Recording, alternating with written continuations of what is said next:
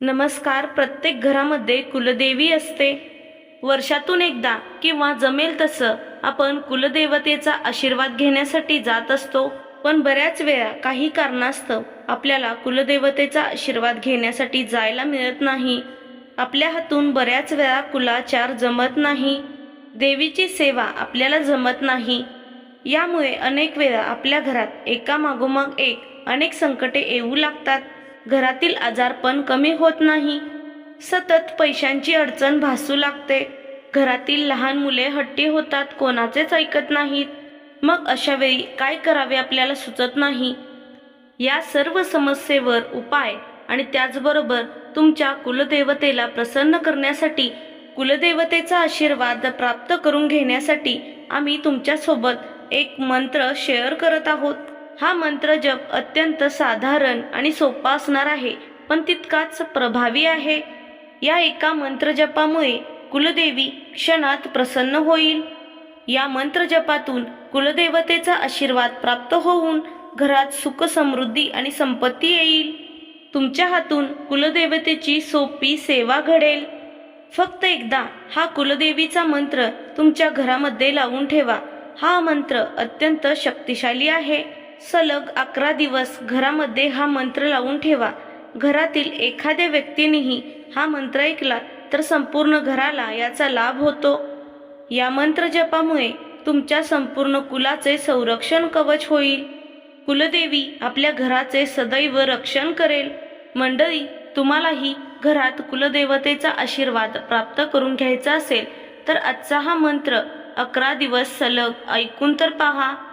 या मंत्रामुळे आशीर्वादाच्या रूपाने तुम्हाला सर्व काही मिळेल. तुमच्या मनातील इच्छा पूर्ण होतील. चला तर मंडळी, कुलदेवीचा हा प्रभावी मंत्र सुरू करूया.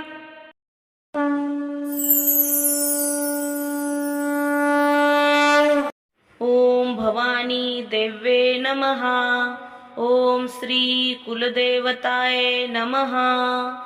ओम भवानी देव्ये नमः. ओम श्री कुलदेवताय नमः. ओम भवानी देव्ये नमः. ओम श्री कुलदेवताय नमः. ओम भवानी देव्ये नमः. ओम श्री कुलदेवताय नमः. ओम भवानी देव्ये नमः.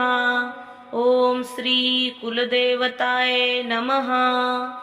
ओम भवानी देव्ये नमः. ओम श्री कुलदेवताय नमः. ओम भवानी देव्ये नमः. ओम श्री कुलदेवताय नमः. ओम भवानी देव्ये नमः. ओम श्री कुलदेवताय नमः. ओम भवानी देव्ये नमः. ओम श्री कुलदेवताय नमः. ओम भवानी देव्ये नमः.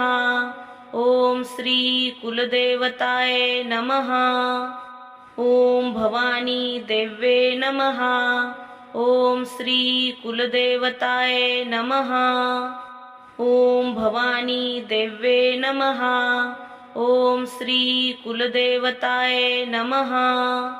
ओम भवानी देव्ये नमः. ओम श्री कुलदेवताय नमः. ओम भवानी देव्ये नमः. ओम श्री कुलदेवताय नमः. ओम भवानी देव्ये नमः. ओम श्री कुलदेवताय नमः. ओम भवानी देव्ये नमः. ओम श्री कुलदेवताय नमः. ओम भवानी देव्ये नमः. ओम श्री कुलदेवताय नमः. ओम भवानी देव्ये नमः. ओम श्री कुलदेवताय नमः. ओम भवानी देव्ये नमः. ओम श्री कुलदेवताय नमः. ओम भवानी देव्ये नमः. ओम श्री कुलदेवताय नमः. ओम भवानी देव्ये नमः. ओम श्री कुलदेवताय नमः. ओम भवानी देव्ये नमः। ओम श्री कुलदेवताय नमः। ओम भवानी देव्ये नमः। ओम श्री कुलदेवताय नमः। ओम भवानी देव्ये नमः। ओम श्री कुलदेवताय नमः। ओम भवानी देव्ये नमः। ओम श्री कुलदेवताय नमः। ओम भवानी देव्ये नमः। ओम श्री कुलदेवताय नमः। ओम भवानी देव्ये नमः। ओम श्री कुलदेवताय नमः। ओम भवानी देव्ये नमः। ओम श्री कुलदेवताय नमः। ओम भवानी देव्ये नमः। ओम श्री कुलदेवताय नमः। ओम भवानी देव्ये नमः। ओम श्री कुलदेवताय नमः। ओम भवानी देव्ये नमः। ओम श्री कुलदेवताय नमः। ओम भवानी देव्ये नमः। ओम श्री कुलदेवताय नमः। ओम भवानी देव्ये नमः। ओम श्री कुलदेवताय नमः। ओम भवानी देव्ये नमः। ओम श्री कुलदेवताय नमः। ओम भवानी देव्ये नमः। ओम श्री कुलदेवताय नमः। ओम भवानी देव्ये नमः। ओम श्री कुलदेवताय नमः। ओम भवानी देव्ये नमः। ओम श्री कुलदेवताय नमः। ओम भवानी देव्ये नमः। ओम श्री कुलदेवताय नमः। ओम भवानी देव्ये नमः। ओम श्री कुलदेवताय नमः। ओम भवानी देव्ये नमः। ओम श्री कुलदेवताय नमः। ओम भवानी देव्ये नमः। ओम श्री कुलदेवताय नमः। ओम भवानी देव्ये नमः। ओम श्री कुलदेवताय नमः। ओम भवानी देव्ये नमः। ओम श्री कुलदेवताय नमः। ओम भवानी देव्ये नमः। ओम श्री कुलदेवताय नमः। ओम भवानी देव्ये नमः। ओम श्री कुलदेवताय नमः। ओम भवानी देव्ये नमः। ओम श्री कुलदेवताय नमः। ओम भवानी देव्ये नमः। ओम श्री कुलदेवताय नमः। ओम भवानी देव्ये नमः। ओम श्री कुलदेवताय नमः। ओम भवानी देव्ये नमः। ओम श्री कुलदेवताय नमः। ओम भवानी देव्ये नमः। ओम श्री कुलदेवताय नमः। ओम भवानी देव्ये नमः। ओम श्री कुलदेवताय नमः। ओम भवानी देव्ये नमः। ओम श्री कुलदेवताय नमः। ओम भवानी देव्ये नमः। ओम श्री कुलदेवताय नमः। ओम भवानी देव्ये नमः। ओम श्री कुलदेवताय नमः। ओम भवानी देव्ये नमः। ओम श्री कुलदेवताय नमः। ओम भवानी देव्ये नमः। ओम श्री कुलदेवताय नमः। ओम भवानी देव्ये नमः। ओम श्री कुलदेवताय नमः। ओम भवानी देव्ये नमः। ओम श्री कुलदेवताय नमः। ओम भवानी देव्ये नमः। ओम श्री कुलदेवताय नमः। ओम भवानी देव्ये नमः। ओम श्री कुलदेवताय नमः।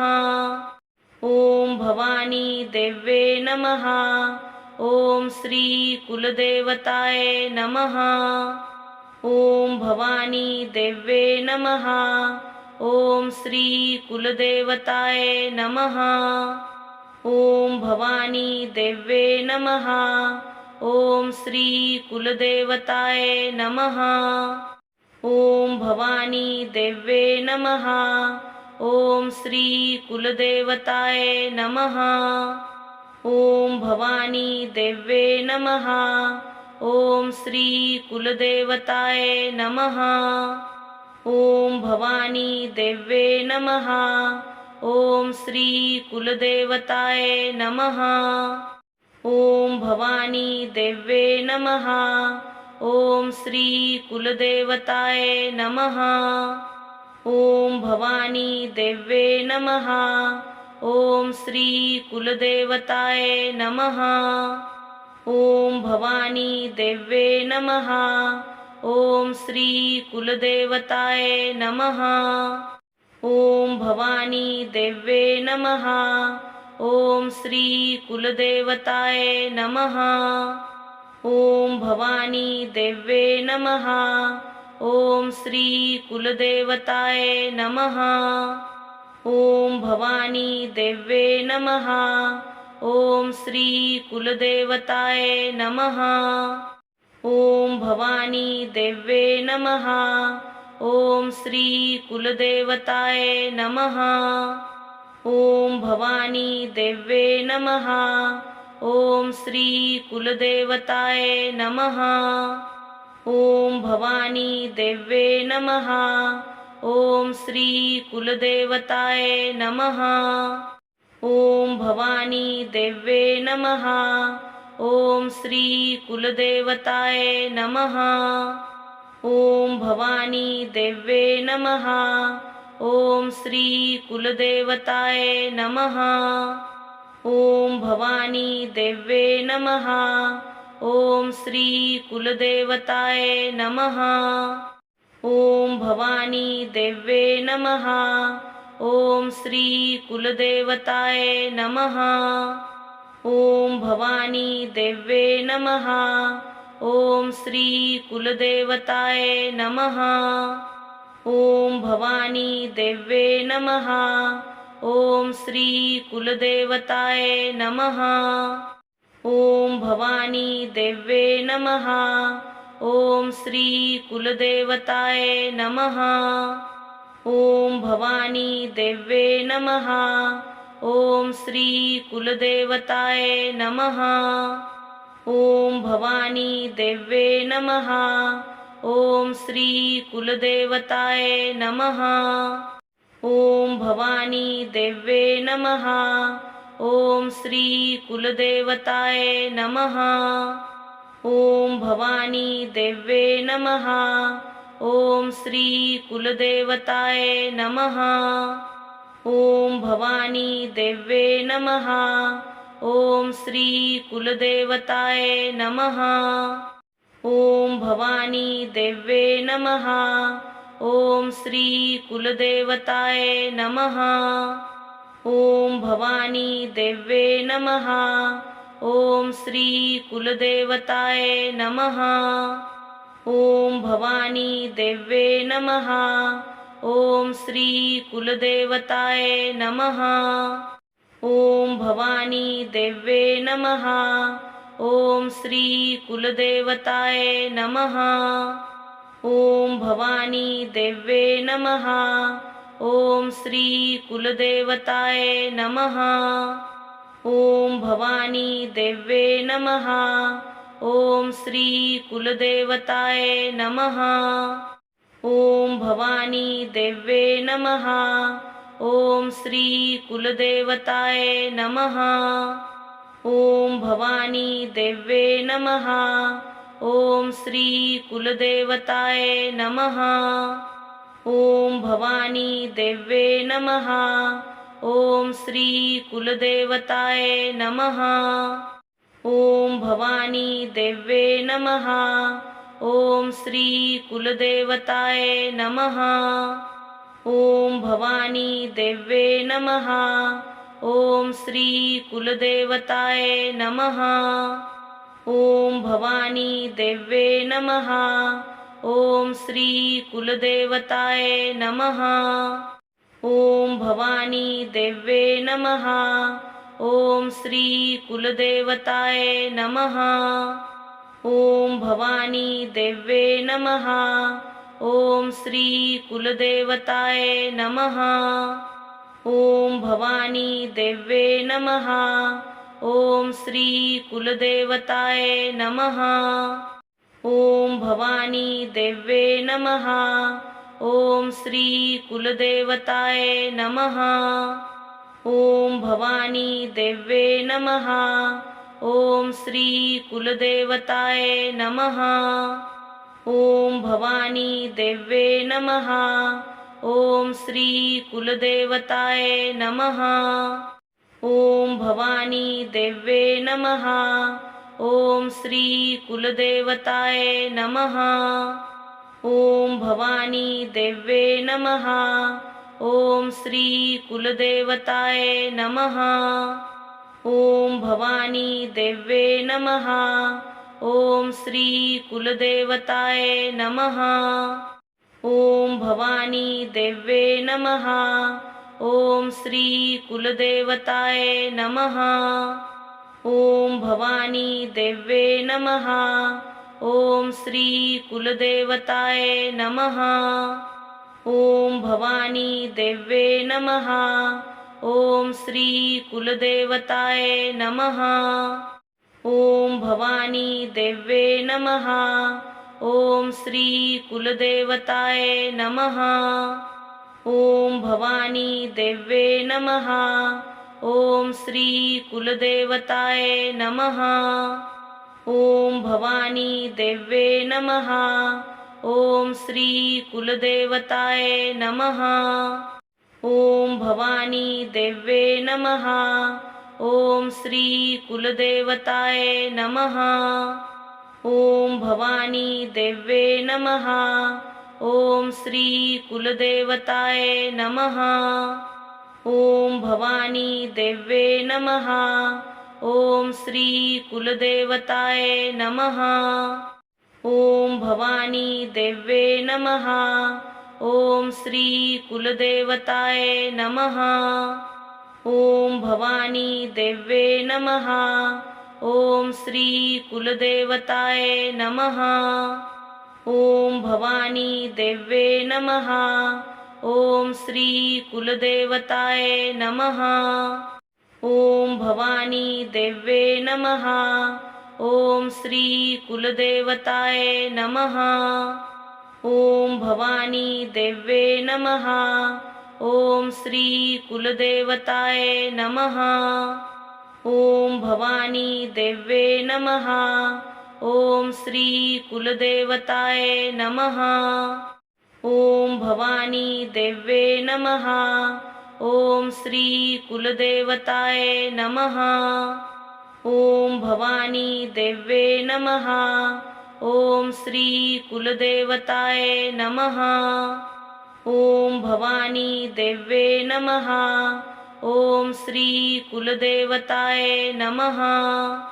ओम भवानी देव्ये नमः। ओम श्री कुलदेवताय नमः। ओम भवानी देव्ये नमः।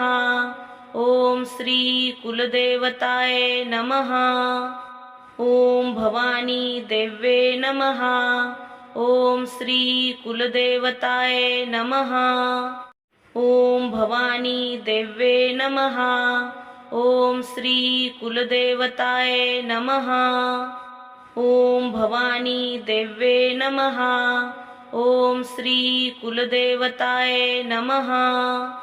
ओम भवानी देव्ये नमः। ओम श्री कुलदेवताय नमः। ओम भवानी देव्ये नमः। ओम श्री कुलदेवताय नमः।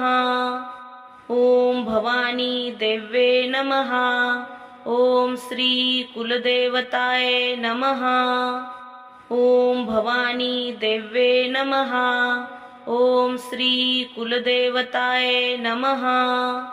ओम भवानी देव्ये नमः। ओम श्री कुलदेवताय नमः। ओम भवानी देव्ये नमः। ओम श्री कुलदेवताय नमः। ओम भवानी देव्ये नमः।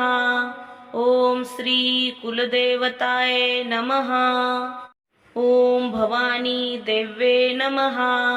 ओम श्री कुलदेवताय नमः। ओम भवानी देव्ये नमः। ओम श्री कुलदेवताय नमः। ओम भवानी देव्ये नमः। ओम श्री कुलदेवताय नमः। ओम भवानी देव्ये नमः। ओम श्री कुलदेवताय नमः। ओम भवानी देव्ये नमः। ओम श्री कुलदेवताय नमः। ओम भवानी देव्ये नमः। ओम श्री कुलदेवताय नमः। ओम भवानी देव्ये नमः। ओम श्री कुलदेवताय नमः। ओम भवानी देव्ये नमः।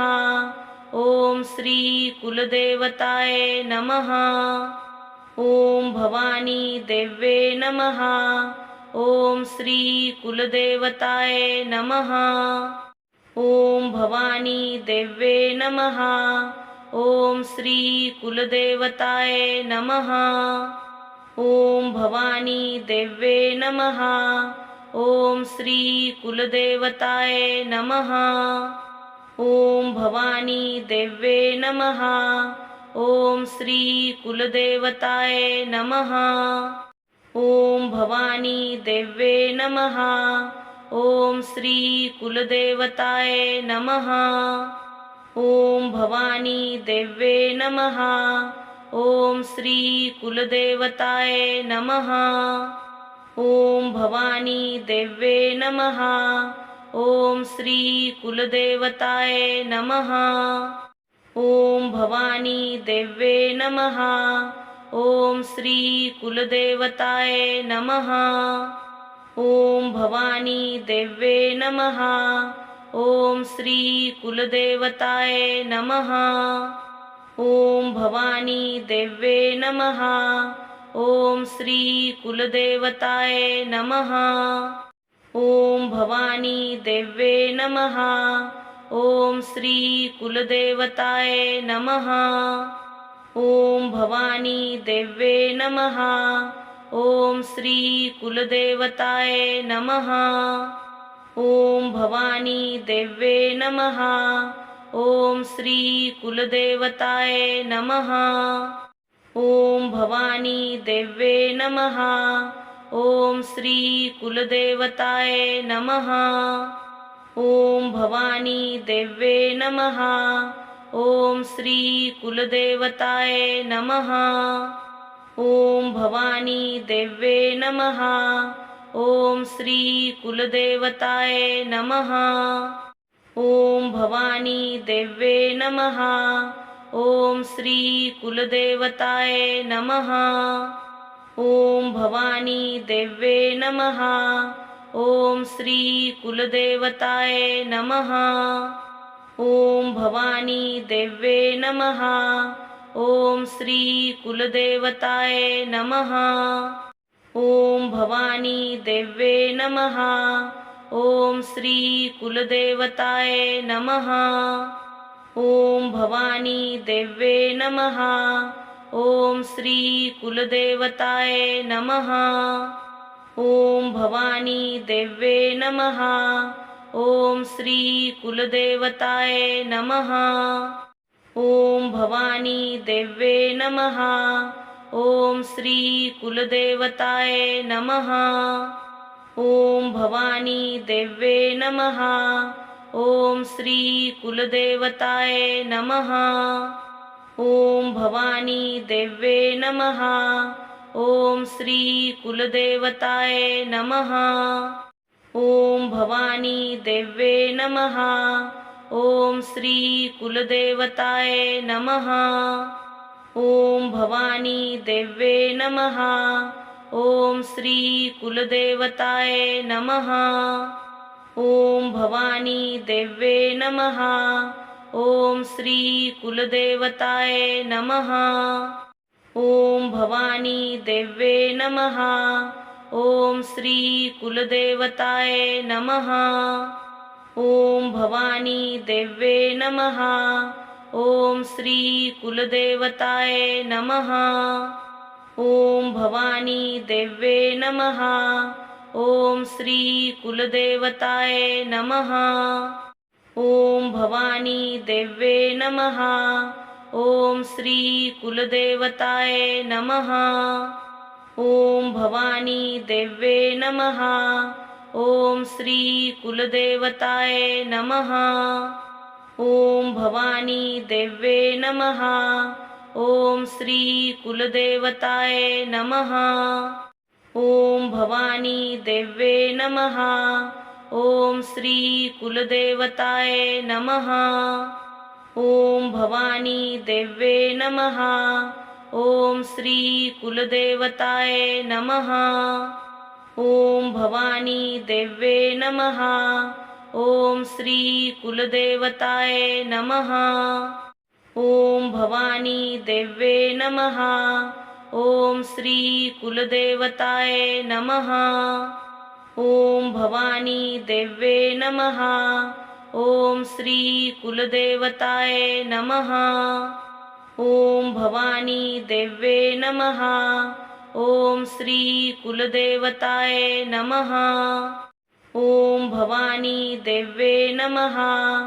ओम श्री कुलदेवताय नमः। ओम भवानी देव्ये नमः। ओम श्री कुलदेवताय नमः। ओम भवानी देव्ये नमः। ओम श्री कुलदेवताय नमः। ओम भवानी देव्ये नमः। ओम श्री कुलदेवताय नमः। ओम भवानी देव्ये नमः। ओम श्री कुलदेवताय नमः। ओम भवानी देव्ये नमः। ओम श्री कुलदेवताय नमः। ओम भवानी देव्ये नमः। ओम श्री कुलदेवताय नमः। ओम भवानी देव्ये नमः। ओम श्री कुलदेवताय नमः। ओम भवानी देव्ये नमः। ओम श्री कुलदेवताय नमः। ओम भवानी देव्ये नमः। ओम श्री कुलदेवताय नमः। ओम भवानी देव्ये नमः। ओम श्री कुलदेवताय नमः। ओम भवानी देव्ये नमः। ओम श्री कुलदेवताय नमः। ओम भवानी देव्ये नमः। ओम श्री कुलदेवताय नमः। ओम भवानी देव्ये नमः। ओम श्री कुलदेवताय नमः। ओम भवानी देव्ये नमः। ओम श्री कुलदेवताय नमः। ओम भवानी देव्ये नमः। ओम श्री कुलदेवताय नमः। ओम भवानी देव्ये नमः। ओम श्री कुलदेवताय नमः। ओम भवानी देव्ये नमः। ओम श्री कुलदेवताय नमः। ओम भवानी देव्ये नमः। ओम श्री कुलदेवताय नमः। ओम भवानी देव्ये नमः। ओम श्री कुलदेवताय नमः। ओम भवानी देव्ये नमः। ओम श्री कुलदेवताय नमः। ओम भवानी देव्ये नमः। ओम श्री कुलदेवताय नमः। ओम भवानी देव्ये नमः।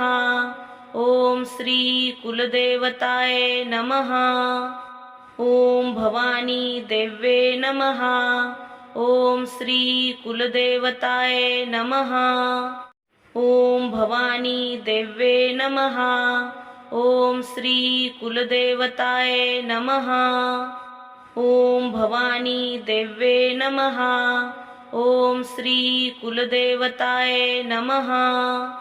ओम भवानी देव्ये नमः। ओम श्री कुलदेवताय नमः। ओम भवानी देव्ये नमः। ओम श्री कुलदेवताय नमः। ओम भवानी देव्ये नमः। ओम श्री कुलदेवताय नमः। ओम भवानी देव्ये नमः। ओम श्री कुलदेवताय नमः। ओम भवानी देव्ये नमः। ओम श्री कुलदेवताय नमः। ओम भवानी देव्ये नमः। ओम श्री कुलदेवताय नमः। ओम भवानी देव्ये नमः। ओम श्री कुलदेवताय नमः। ओम भवानी देव्ये नमः। ओम श्री कुलदेवताय नमः। ओम भवानी देव्ये नमः। ओम श्री कुलदेवताय नमः।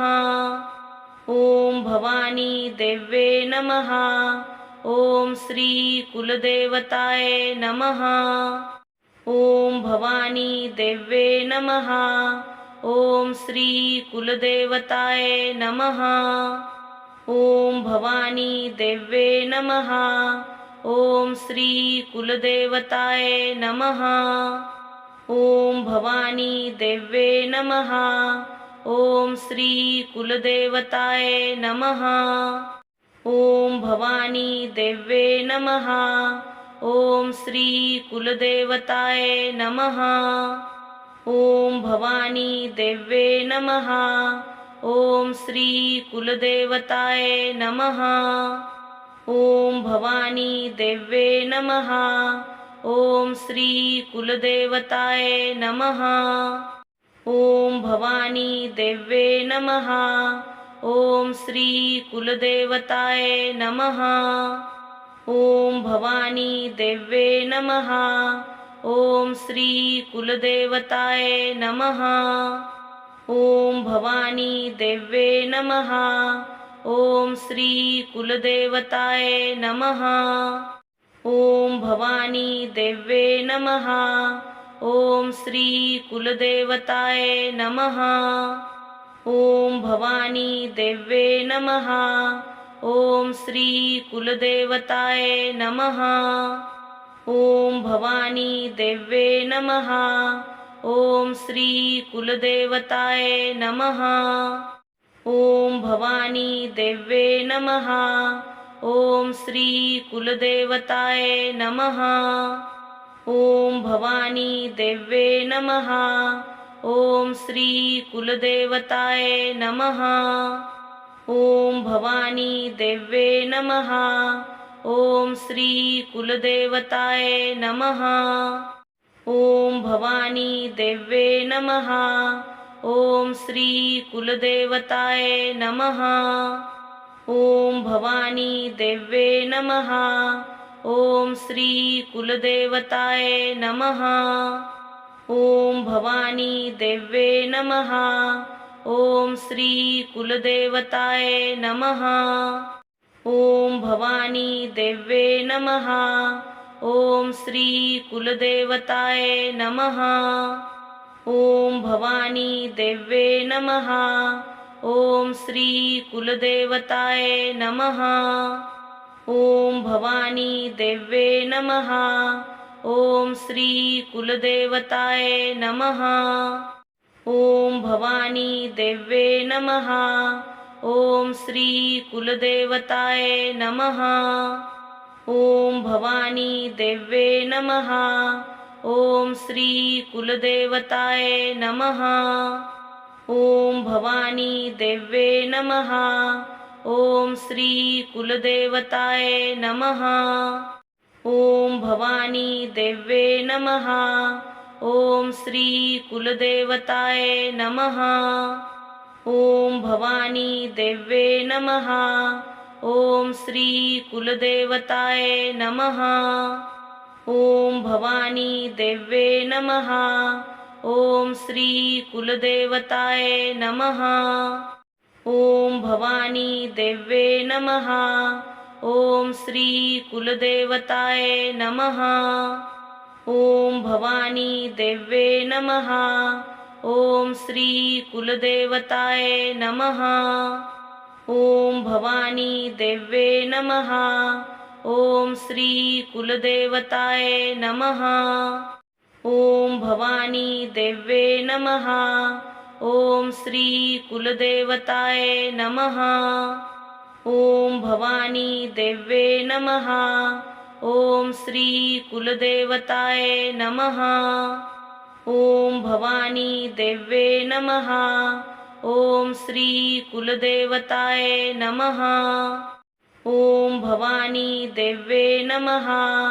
ओम श्री कुलदेवताय नमः। ओम भवानी देव्ये नमः। ओम श्री कुलदेवताय नमः। ओम भवानी देव्ये नमः। ओम श्री कुलदेवताय नमः।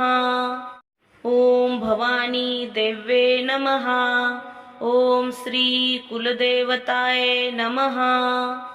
ओम भवानी देव्ये नमः। ओम श्री कुलदेवताय नमः।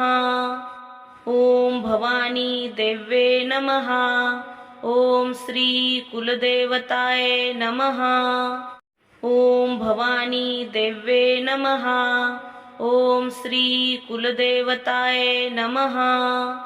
ओम भवानी देव्ये नमः। ओम श्री कुलदेवताय नमः। ओम भवानी देव्ये नमः। ओम श्री कुलदेवताय नमः। ओम भवानी देव्ये नमः। ओम श्री कुलदेवताय नमः। ओम भवानी देव्ये नमः। ओम श्री कुलदेवताय नमः। ओम भवानी देव्ये नमः। ओम श्री कुलदेवताय नमः। ओम भवानी देव्ये नमः। ओम श्री कुलदेवताय नमः। ओम भवानी देव्ये नमः। ओम श्री कुलदेवताय नमः। ओम भवानी देव्ये नमः। ओम श्री कुलदेवताय नमः। ओम भवानी देव्ये नमः। ओम श्री कुलदेवताय नमः। ओम भवानी देव्ये नमः। ओम श्री कुलदेवताय नमः। ओम भवानी देव्ये नमः। ओम श्री कुलदेवताय नमः। ओम भवानी देव्ये नमः। ओम श्री कुलदेवताय नमः। ओम भवानी देव्ये नमः। ओम श्री कुलदेवताय नमः। ओम भवानी देव्ये नमः। ओम श्री कुलदेवताय नमः। ओम भवानी देव्ये नमः। ओम श्री कुलदेवताय नमः। ओम भवानी देव्ये नमः। ओम श्री कुलदेवताय नमः। ओम भवानी देव्ये नमः। ओम श्री कुलदेवताय नमः। ओम भवानी देव्ये नमः। ओम श्री कुलदेवताय नमः। ओम भवानी देव्ये नमः। ओम श्री कुलदेवताय नमः। ओम भवानी देव्ये नमः। ओम श्री कुलदेवताय नमः। ओम भवानी देव्ये नमः। ओम श्री कुलदेवताय नमः। ओम भवानी देव्ये नमः। ओम श्री कुलदेवताय नमः। ओम भवानी देव्ये नमः। ओम श्री कुलदेवताय नमः। ओम भवानी देव्ये नमः। ओम श्री कुलदेवताय नमः। ओम भवानी देव्ये नमः। ओम श्री कुलदेवताय नमः। ओम भवानी देव्ये नमः। ओम श्री कुलदेवताय नमः। ओम भवानी देव्ये नमः। ओम श्री कुलदेवताय नमः। ओम भवानी देव्ये नमः। ओम श्री कुलदेवताय नमः। ओम भवानी देव्ये नमः। ओम श्री कुलदेवताय नमः। ओम भवानी देव्ये नमः। ओम श्री कुलदेवताय नमः। ओम भवानी देव्ये नमः। ओम श्री कुलदेवताय नमः। ओम भवानी देव्ये नमः। ओम श्री कुलदेवताय नमः। ओम भवानी देव्ये नमः। ओम श्री कुलदेवताय नमः। ओम भवानी देव्ये नमः। ओम श्री कुलदेवताय नमः। ओम भवानी देव्ये नमः। ओम श्री कुलदेवताय नमः। ओम भवानी देव्ये नमः। ओम श्री कुलदेवताय नमः। ओम भवानी देव्ये नमः। ओम श्री कुलदेवताय नमः। ओम भवानी देव्ये नमः। ओम श्री कुलदेवताय नमः। ओम भवानी देव्ये नमः। ओम श्री कुलदेवताय नमः। ओम भवानी देव्ये नमः। ओम श्री कुलदेवताय नमः। ओम भवानी देव्ये नमः। ओम श्री कुलदेवताय नमः। ओम भवानी देव्ये नमः। ओम श्री कुलदेवताय नमः। ओम भवानी देव्ये नमः। ओम श्री कुलदेवताय नमः। ओम भवानी देव्ये नमः। ओम श्री कुलदेवताय नमः। ओम भवानी देव्ये नमः। ओम श्री कुलदेवताय नमः। ओम भवानी देव्ये नमः। ओम श्री कुलदेवताय नमः। ओम भवानी देव्ये नमः। ओम श्री कुलदेवताय नमः। ओम भवानी देव्ये नमः। ओम श्री कुलदेवताय नमः। ओम भवानी देव्ये नमः। ओम श्री कुलदेवताय नमः। ओम भवानी देव्ये नमः। ओम श्री कुलदेवताय नमः। ओम भवानी देव्ये नमः। ओम श्री कुलदेवताय नमः। ओम भवानी देव्ये नमः।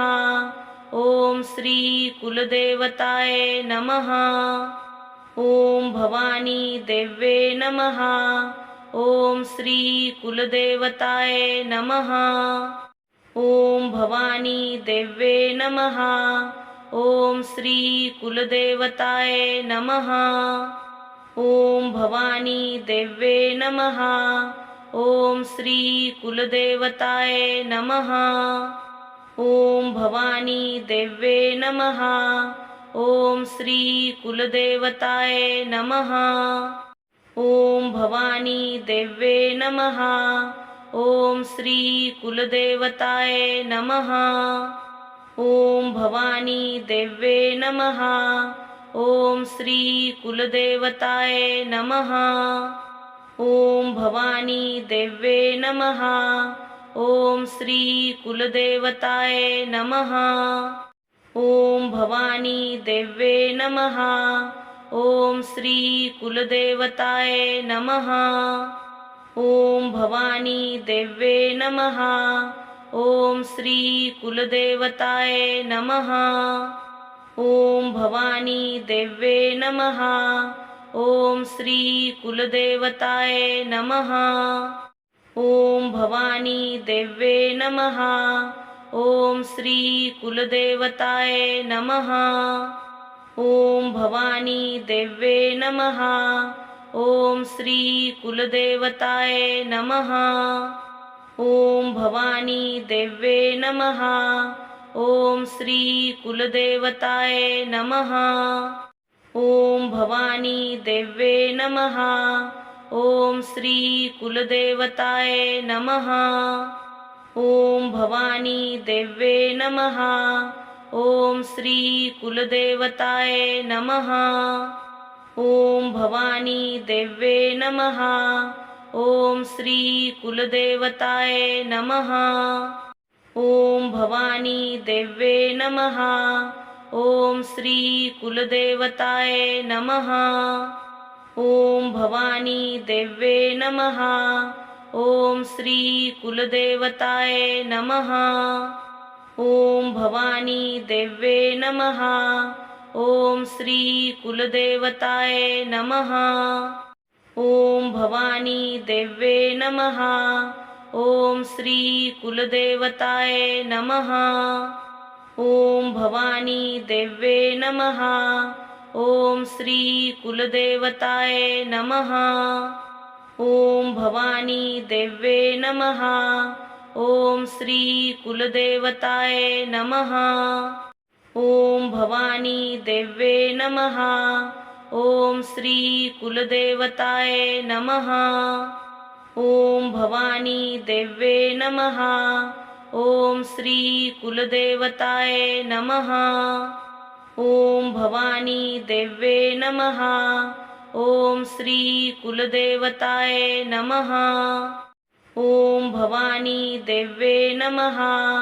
ओम श्री कुलदेवताय नमः। ओम भवानी देव्ये नमः। ओम श्री कुलदेवताय नमः। ओम भवानी देव्ये नमः। ओम श्री कुलदेवताय नमः। ओम भवानी देव्ये नमः। ओम श्री कुलदेवताय नमः। ओम भवानी देव्ये नमः। ओम श्री कुलदेवताय नमः। ओम भवानी देव्ये नमः। ओम श्री कुलदेवताय नमः। ओम भवानी देव्ये नमः। ओम श्री कुलदेवताय नमः। ओम भवानी देव्ये नमः। ओम श्री कुलदेवताय नमः। ओम भवानी देव्ये नमः। ओम श्री कुलदेवताय नमः। ओम भवानी देव्ये नमः। ओम श्री कुलदेवताय नमः। ओम भवानी देव्ये नमः। ओम श्री कुलदेवताय नमः। ओम भवानी देव्ये नमः। ओम श्री कुलदेवताय नमः। ओम भवानी देव्ये नमः। ओम श्री कुलदेवताय नमः। ओम भवानी देव्ये नमः। ओम श्री कुलदेवताय नमः। ओम भवानी देव्ये नमः। ओम श्री कुलदेवताय नमः। ओम भवानी देव्ये नमः। ओम श्री कुलदेवताय नमः। ओम भवानी देव्ये नमः। ओम श्री कुलदेवताय नमः। ओम भवानी देव्ये नमः। ओम श्री कुलदेवताय नमः। ओम भवानी देव्ये नमः। ओम श्री कुलदेवताय नमः। ओम भवानी देव्ये नमः। ओम श्री कुलदेवताय नमः। ओम भवानी देव्ये नमः। ओम श्री कुलदेवताय नमः। ओम भवानी देव्ये नमः। ओम श्री कुलदेवताय नमः। ओम भवानी देव्ये नमः। ओम श्री कुलदेवताय नमः। ओम भवानी देव्ये नमः। ओम श्री कुलदेवताय नमः। ओम भवानी देव्ये नमः। ओम श्री कुलदेवताय नमः। ओम भवानी देव्ये नमः। ओम श्री कुलदेवताय नमः। ओम भवानी देव्ये नमः। ओम श्री कुलदेवताय नमः। ओम भवानी देव्ये नमः। ओम श्री कुलदेवताय नमः। ओम भवानी देव्ये नमः। ओम श्री कुलदेवताय नमः। ओम भवानी देव्ये नमः। ओम श्री कुलदेवताय नमः। ओम भवानी देव्ये नमः। ओम श्री कुलदेवताय नमः। ओम भवानी देव्ये नमः। ओम श्री कुलदेवताय नमः। ओम भवानी देव्ये नमः। ओम श्री कुलदेवताय नमः। ओम भवानी देव्ये नमः। ओम श्री कुलदेवताय नमः। ओम भवानी देव्ये नमः। ओम श्री कुलदेवताय नमः। ओम भवानी देव्ये नमः। ओम श्री कुलदेवताय नमः। ओम भवानी देव्ये नमः। ओम श्री कुलदेवताय नमः। ओम भवानी देव्ये नमः। ओम श्री कुलदेवताय नमः। ओम भवानी देव्ये नमः। ओम श्री कुलदेवताय नमः। ओम भवानी देव्ये नमः। ओम श्री कुलदेवताय नमः। ओम भवानी देव्ये नमः। ओम श्री कुलदेवताय नमः। ओम भवानी देव्ये नमः। ओम श्री कुलदेवताय नमः।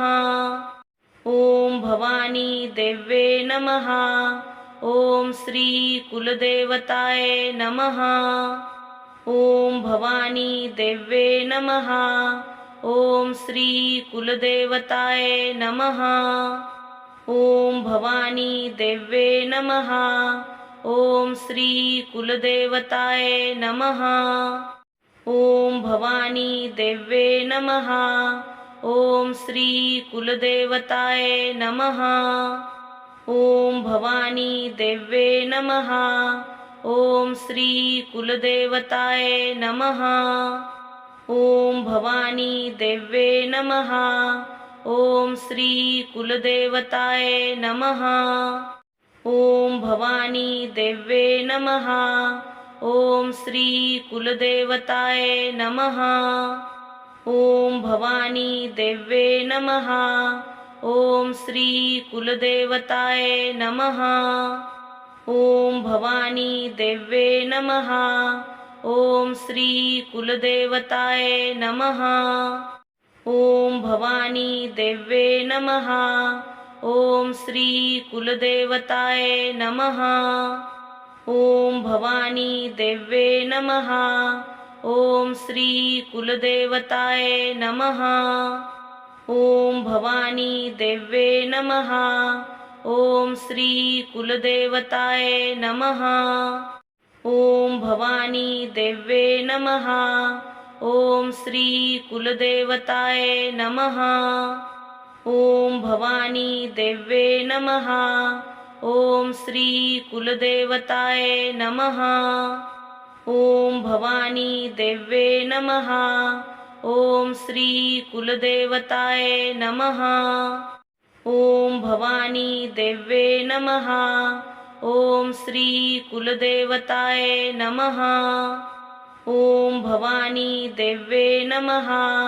ओम श्री कुलदेवताय नमः। ओम भवानी देव्ये नमः। ओम श्री कुलदेवताय नमः। ओम भवानी देव्ये नमः। ओम श्री कुलदेवताय नमः। ओम भवानी देव्ये नमः।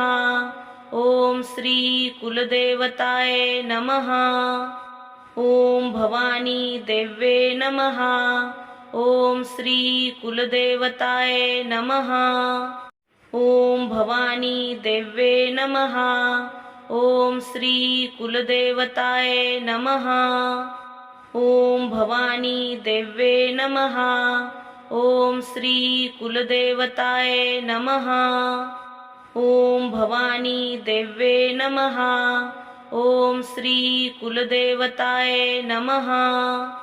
ओम भवानी देव्ये नमः। ओम श्री कुलदेवताय नमः। ओम भवानी देव्ये नमः। ओम श्री कुलदेवताय नमः। ओम भवानी देव्ये नमः। ओम श्री कुलदेवताय नमः। ओम भवानी देव्ये नमः। ओम श्री कुलदेवताय नमः। ओम भवानी देव्ये नमः। ओम श्री कुलदेवताय नमः। ओम भवानी देव्ये नमः। ओम श्री कुलदेवताय नमः। ओम भवानी देव्ये नमः। ओम श्री कुलदेवताय नमः। ओम भवानी देव्ये नमः। ओम श्री कुलदेवताय नमः। ओम भवानी देव्ये नमः। ओम श्री कुलदेवताय नमः। ओम भवानी देव्ये नमः। ओम श्री कुलदेवताय नमः। ओम भवानी देव्ये नमः। ओम श्री कुलदेवताय नमः। ओम भवानी देव्ये नमः। ओम श्री कुलदेवताय नमः। ओम भवानी देव्ये नमः। ओम श्री कुलदेवताय नमः। ओम भवानी देव्ये नमः। ओम श्री कुलदेवताय नमः। ओम भवानी देव्ये नमः। ओम श्री कुलदेवताय नमः। ओम भवानी देव्ये नमः। ओम श्री कुलदेवताय नमः। ओम भवानी देव्ये नमः। ओम श्री कुलदेवताय नमः। ओम भवानी देव्ये नमः। ओम श्री कुलदेवताय नमः। ओम भवानी देव्ये नमः। ओम श्री कुलदेवताय नमः। ओम भवानी देव्ये नमः। ओम श्री कुलदेवताय नमः। ओम भवानी देव्ये नमः। ओम श्री कुलदेवताय नमः। ओम भवानी देव्ये नमः। ओम श्री कुलदेवताय नमः। ओम भवानी देव्ये नमः। ओम श्री कुलदेवताय नमः। ओम भवानी देव्ये नमः। ओम श्री कुलदेवताय नमः। ओम भवानी देव्ये नमः। ओम श्री कुलदेवताय नमः। ओम भवानी देव्ये नमः। ओम श्री कुलदेवताय नमः। ओम भवानी देव्ये नमः। ओम श्री कुलदेवताय नमः। ओम भवानी देव्ये नमः। ओम श्री कुलदेवताय नमः। ओम भवानी देव्ये नमः। ओम श्री कुलदेवताय नमः। ओम भवानी देव्ये नमः। ओम श्री कुलदेवताय नमः। ओम भवानी देव्ये नमः। ओम श्री कुलदेवताय नमः। ओम भवानी देव्ये नमः। ओम श्री कुलदेवताय नमः। ओम भवानी देव्ये नमः। ओम श्री कुलदेवताय नमः। ओम भवानी देव्ये नमः। ओम श्री कुलदेवताय नमः। ओम भवानी देव्ये नमः। ओम श्री कुलदेवताय नमः। ओम भवानी देव्ये नमः। ओम श्री कुलदेवताय नमः। ओम भवानी देव्ये नमः। ओम श्री कुलदेवताय नमः। ओम भवानी देव्ये नमः। ओम श्री कुलदेवताय नमः। ओम भवानी देव्ये नमः। ओम श्री कुलदेवताय नमः। ओम भवानी देव्ये नमः। ओम श्री कुलदेवताय नमः। ओम भवानी देव्ये नमः। ओम श्री कुलदेवताय नमः। ओम भवानी देव्ये नमः। ओम श्री कुलदेवताय नमः। ओम भवानी देव्ये नमः। ओम श्री कुलदेवताय नमः। ओम भवानी देव्ये नमः। ओम श्री कुलदेवताय नमः। ओम भवानी देव्ये नमः। ओम श्री कुलदेवताय नमः। ओम भवानी देव्ये नमः। ओम श्री कुलदेवताय नमः। ओम भवानी देव्ये नमः। ओम श्री कुलदेवताय नमः। ओम भवानी देव्ये नमः। ओम श्री कुलदेवताय नमः। ओम भवानी देव्ये नमः। ओम श्री कुलदेवताय नमः। ओम भवानी देव्ये नमः। ओम श्री कुलदेवताय नमः। ओम भवानी देव्ये नमः। ओम श्री कुलदेवताय नमः। ओम भवानी देव्ये नमः। ओम श्री कुलदेवताय नमः। ओम भवानी देव्ये नमः। ओम श्री कुलदेवताय नमः। ओम भवानी देव्ये नमः। ओम श्री कुलदेवताय नमः। ओम भवानी देव्ये नमः। ओम श्री कुलदेवताय नमः। ओम भवानी देव्ये नमः। ओम श्री कुलदेवताय नमः। ओम भवानी देव्ये नमः। ओम श्री कुलदेवताय नमः।